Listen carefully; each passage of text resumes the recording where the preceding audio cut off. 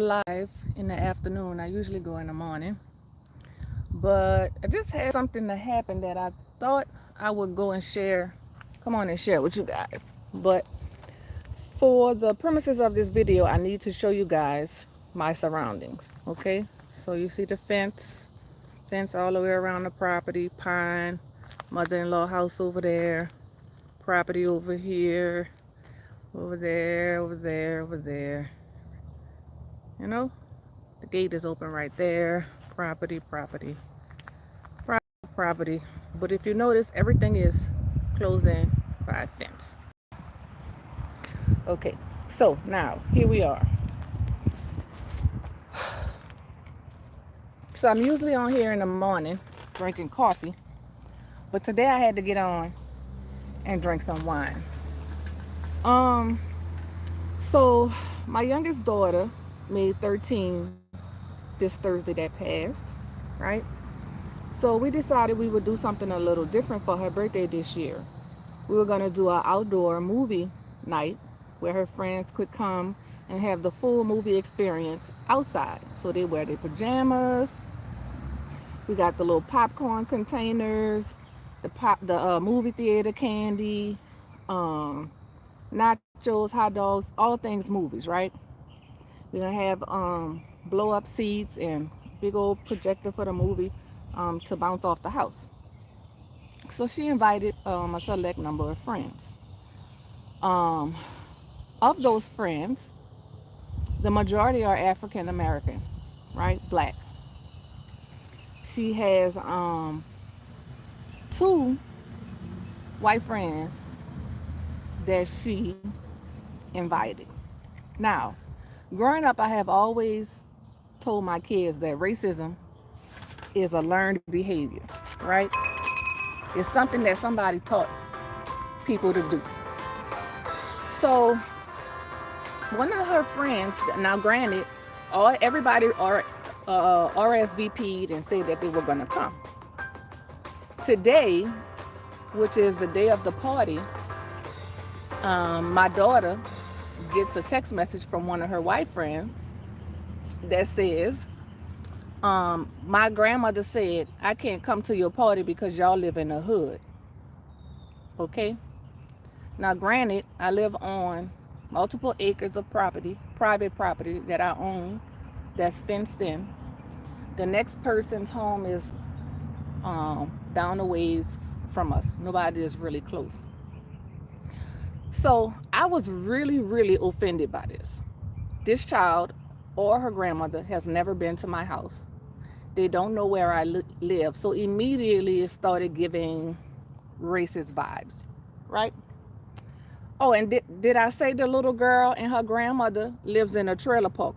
Yeah, a mobile home on their house on wheels, right? Statistically, in this area, mobile homes have more violence and crime than the estate that I live in. I looked it up. So I've been struggling with calling this grandmother so that I can discuss this with her, because this is something that the grandmother told the child, and the child felt comfortable enough relaying that message to Demi. Now, anybody that knows Demi Rain, she loves the world. She don't see no evil in anybody. As a matter of fact, when we told her to be cautious about her friends, she insisted that they're not racist, they're not like that or whatever, blah, blah, blah. But again, you're a product of your environment. Racism is taught. Now, give you a little background on this little girl whose grandmother said Demi's friend can't come to the party because we live in the hood. This child lives with her grandmother because her daddy is in jail. Her daddy is in jail, been there for a very long time, and they don't know where her mama at. On top of the fact that they live in a trailer park. So if we wanted to be very judgmental, which I try not to be, we could very well say that they live in the hood, right? So my assumption is that a couple of days ago, maybe about a week ago, there was a murder that happened maybe like a mile behind my house in some apartments. Um, 3 or 4 men knocked on the door. A 7-year-old child allowed them to come in, and they went into the house and they killed the father, and they shot the 12-year-old girl that was in the house. They shot her about 5 times. She survived. They didn't cause any harm to the 3-year-old or the 7-year-old that was in the house. Now, this is an isolated incident. They don't play that out here in Tangipahoa Parish. The police were there from the time it happened, and days later they were still posted up in front of this person's apartment. So I can only assume that part of the reason her grandmother made that assumption is because of that incident. And that little girl goes to school with my daughter who was shot. Nonetheless, the grandmother never called me. They've never been to my house. They don't know where I live, what my property looks like, what type of people we are. I would have much rathered her as an adult to call me and say, hey, I have some concerns about, her being at the party because of what happened not too far from you guys. But no, you told your child, your grandchild, she can't come to my house because we live in the hood, right? Now, this is going to be a 2-hour event. We're going to have more than enough adults present. And we secured in by fencing all the way around my property. So my daughter's feelings was very hurt. So when my daughter's feelings is hurt, y'all know my feelings hurt. So rather than I get on the phone and act a fool with this child's grandmother, I figured I'd get on here and act a fool for y'all. So I'm feeling some kind of way. I'm definitely feeling some kind of way about this situation. And I don't even usually drink wine this early, but I'm drinking it today. I try to tell my children that some things you just can't change. And this is one of those things that we call the facts of life. Racism, prejudice, stereotypes, all of those things are taught to children. For example, my daughter was so surprised when the girl texted her that. Me, however, and my oldest daughter, we weren't surprised at all because we had already forewarned her about hanging with Caucasian friends and the challenges that might arise from that. While I was away in South Africa, she wanted to go to the movies with her 2 friends, Addie and Maddie, right? Both of them are Caucasian, but my oldest daughter, who was here with them, would not allow her to go, and she was very upset about that, and she couldn't understand the dynamics of why. So unfortunately, some things our children have to experience in order to understand firsthand where we're coming from as parents when it comes to matters of racism and prejudice and stereotypical behaviors. So now that Demi was upset and fired back, and of course my oldest daughter fired back too, the girl comes back and says, well, my grandmother had already bought tickets for us to go to the movies, but we'll still bring your present. No, ma'am, keep your present. We don't want it. Y'all keep it. Don't come here dropping no present off. Don't bring it to school. We don't want it.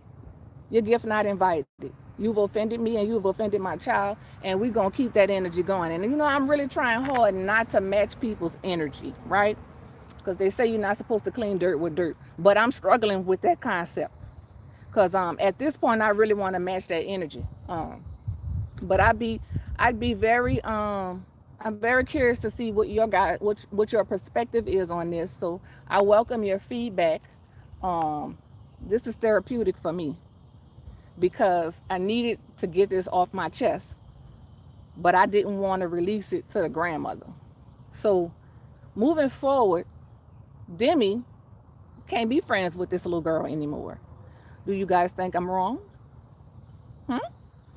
The girl's not welcome here. I don't want Demi talking on the phone with her. And I need Demi to distance herself from her. Because this is the first, warning comes before destruction, right? You hear a lot of stuff about black African American teenagers that go somewhere with their white friends and then they never come back. They missing, something happened, no explanation. It won't be my children, believe that. But I just wanted to get that off my chest and give y'all my opinion about things. You know, here she is living in a house on wheels, right? Um, and in an environment that historically is known for crime, but she won't allow her granddaughter to come to my house because we live in the hood, right? The hood. Now, we are all the only African American people that stay in these estates on this block. Everybody else is Caucasian. Now, granted, the apartments that the incident occurred in is predominantly black people. But again, that has nothing to do with what's going on over here. So for you to just automatically make that assumption and deny your child to be able to come to the party, I have a problem with that. I have a problem with that. So again, the facts of life.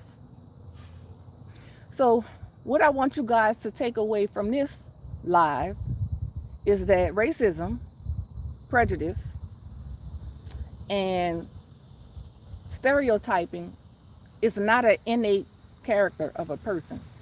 It's a learned behavior. Um, it's taught.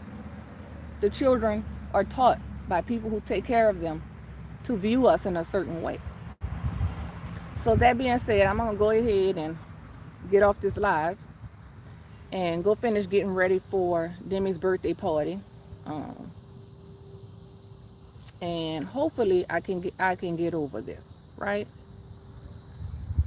It'll take me some time, but I'm feeling a little salty about this situation. So in the meantime, y'all, be blessed.